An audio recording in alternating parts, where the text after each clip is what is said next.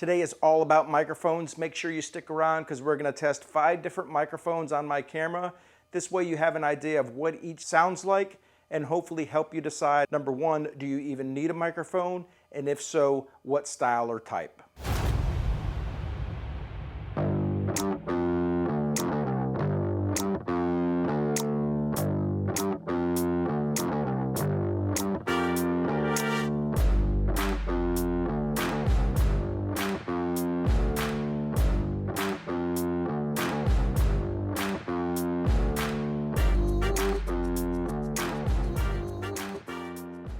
Hello everybody, welcome back. If this is your first time dropping in, welcome.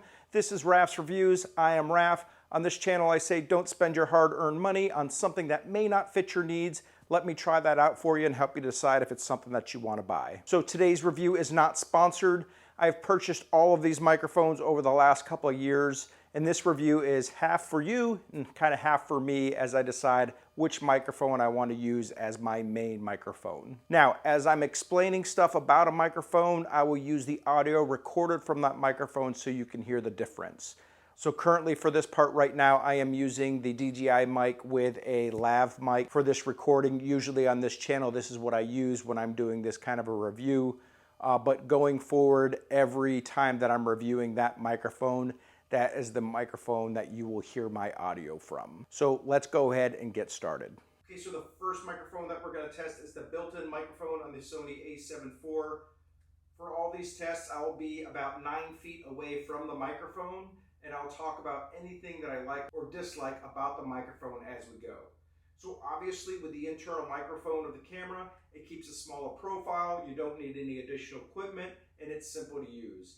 However, you probably will not get the best audio out of your built-in mic, as I'm sure you're hearing now. So next we're going to listen to the Rode Video Micro. Now this is the microphone that I've had for the longest amount of time. This has been a trusty mic that never let me down. I love the fact that it's compact. It does not require any type of power source. For that reason alone, it will always be in my camera bag as a backup at a minimum.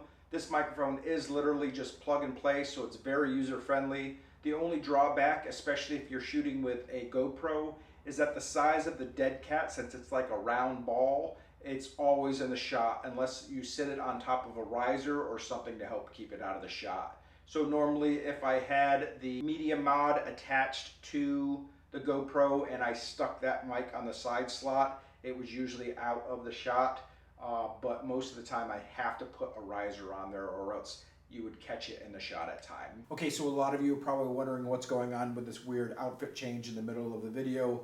I'm not a diva. What happened is I recorded this video originally about a week ago, and I was just now getting around to editing it. When it came to this mic that we're talking about next, the audio was super, super low. Like I had to crank the volume all the way up just to hear what was going on. And I figured that it was probably because the settings on the microphone, I haven't used it before. So if you're seeing this outfit change, that means that the settings were wrong originally and I got them fixed. So next is the Sennheiser MKE 400. Now this is a compact shotgun style microphone that gives you a couple additional features that you cannot get on the Minio Micro, such as gain control, recording volume, which is probably something that you should pay attention to, and some advanced cutout features, also a headphone jack to monitor the sound that the mic is picking up. As I mentioned, recorded this before, it did not work out well. I put this microphone back on, stuck some headphones into the headphone jack, and then started playing with the volume, and huge difference between what it was at standard versus cranking up the volume. So I would definitely recommend while you're getting used to it, or at least in the beginning, maybe use a pair of headphones, kind of listen to the audio and how many times that you have to click on the volume up, so that way you can determine, hey, if I click it this many times, the audio should be good to go. Because I didn't really notice anything in the levels on the screen of the camera to see how much it was picking up for sound. This was my first time testing out this mic, so we'll hear how it sounds together. I've already heard it once, it was not good, so trying it again. But the only disadvantage I see at this point is the fact that it does require batteries for it to work. So if your batteries run out of juice, you may be stuck without a mic. The other thing, of course, is if you don't understand how much volume is coming through on your microphone, you might not pick up audio the way that you think that you are. So next is the Sennheiser NKE 400. Now this is a compact shotgun style microphone that gives you a couple additional features that you can't get on the Video Micro, such as a gain control, recording volume, and some advanced cutout features. Also, it has a headphone jack so you can monitor the sound that the mic is picking up. Now, I have not tested this mic before. This is the first time that I'm testing the mic, so we'll hear how it sounds together. The only disadvantage I see at this point is the fact that it does require batteries for it to work, 2 AA batteries. So if your batteries run out of juice, you may be stuck without a microphone. Hence the reason why I said no matter what, that Rode mic will always be with me since it doesn't require batteries. Okay, so now onto the wireless microphones. First we have the Rode Wireless Go 2. For these you get a receiver which plugs into your camera's audio input. 2 of these transmitters that you can give to people and basically treat it as wireless lav microphones. So these are great whenever you're doing any kind of talking head or interview style discussions. And as I mentioned, these will act as a microphone, but you can also set them up to record internally too.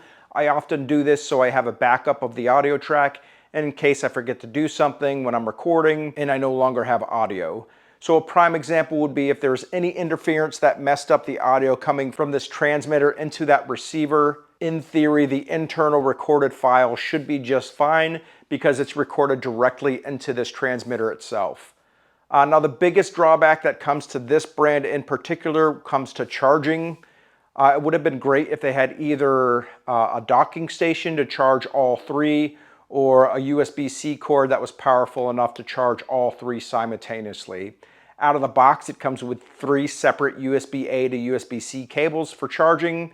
So that for me is a huge letdown. And lastly, we have the DJI mic. Now this has all of the features mentioned about the Rode Wireless Go. It does, however, have a few additional features.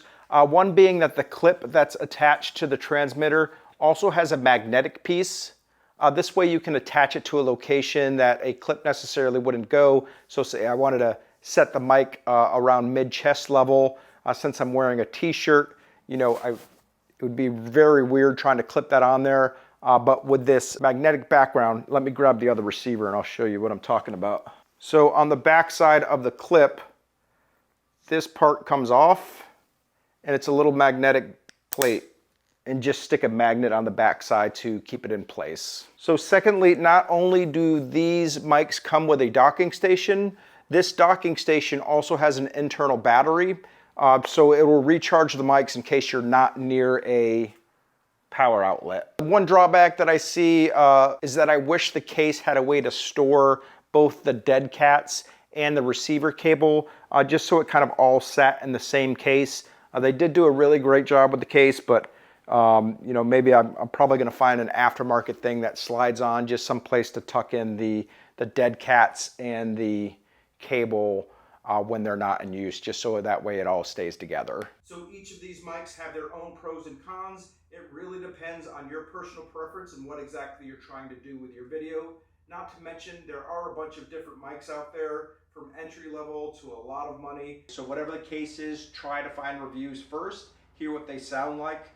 For all the mics that you heard today, I kept the audio files pure, meaning I did not edit anything to the audio of this review, so what you hear is what came out of the mics on their own. So that's going to do it for today's review. Thanks so much for watching. Make sure you drop in the comments, let me know your thoughts about the review and what your thoughts are on the product itself. Also, make sure you let me know what you'd like me to try out. I'll contact the company to see if they'll facilitate the review. If so, I'll go ahead and make a video for it. Again, if you enjoyed the review, please give us a like and make sure that you subscribe to the channel. Ring that bell so that way you're notified when any new videos release. Thanks so much. Have a great day.